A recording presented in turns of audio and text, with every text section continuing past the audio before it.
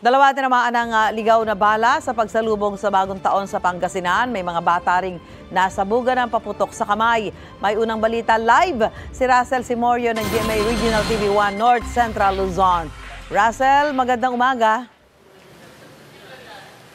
Susan, bagamat generally peaceful ang pagsalubong ng bagong taon dito sa Dagupan City, may mga biktima pa rin ng paputok at may insidente pa ng sunog.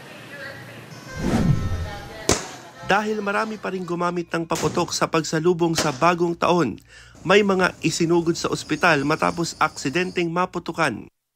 Pumalo na sa 20 ang naitalang fireworks-related injuries sa Region 1 Medical Center sa Dagupan City, hanggang nadagdagan pa ito kinalaunan.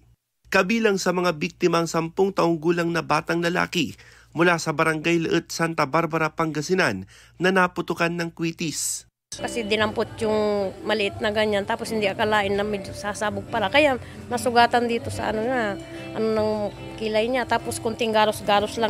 Dalawa naman ang naitalang biktima ng ligaw na bala. Nasa maayos ng kalagayan ng dalawa na parehong mula sa San Fabian. 2 stray bullet kasi na dumating, pero yung isa for admission sana kaso nag-defuse, and then yung isa may go home. So maganda kasi the police lang at saka nakauwi sila. 4 na taong gulang na lalaki ang pinakabatang biktima ng paputok na naitala ng ospital. Mga bata kasi ang nagiging biktima dito. Pero sa kapasidad ng Region 1 Medical Center, preparado naman ang hospital in terms of manpower at saka mga instrument and mga gamit. Sa datos ng Center for Health Development Region 1, umabot na sa 45 ang naitalang biktima ng paputok sa buong rehiyon mula December 21 hanggang December 31, 2023. Mas mataas ito ng 21.6% kumpara sa datos sa parehong panahon noong 2022. Mananatili sa Code White Alert ang mga ospital hanggang January 4.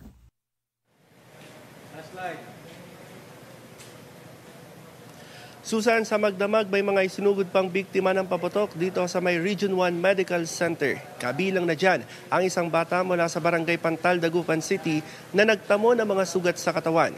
Sumabog sa kanya ang mga pinulot niyang paputok. Ang isang lalaki naman mula sa Urdaneta City halos matanggalan ng mga daliri matapos ding maputukan. Patuloy naman na nakahanda ang emergency room ng mga ospital para sa mga posibleng biktima pa ng paputok hanggang sa January 4. At yan ang latest mula rito sa Dagupan City. Balik sa iyo, Susan. Maraming salamat, Russell Simorio ng GMA Regional TV1 North Central Luzon. Mga kapuso, para una ka sa mga balita, mag-subscribe sa GMA Integrated News sa YouTube. Sa mga kapuso abroad, subaybayan niyo po kami sa GMA Pinoy TV at sa www.gmanews.tv.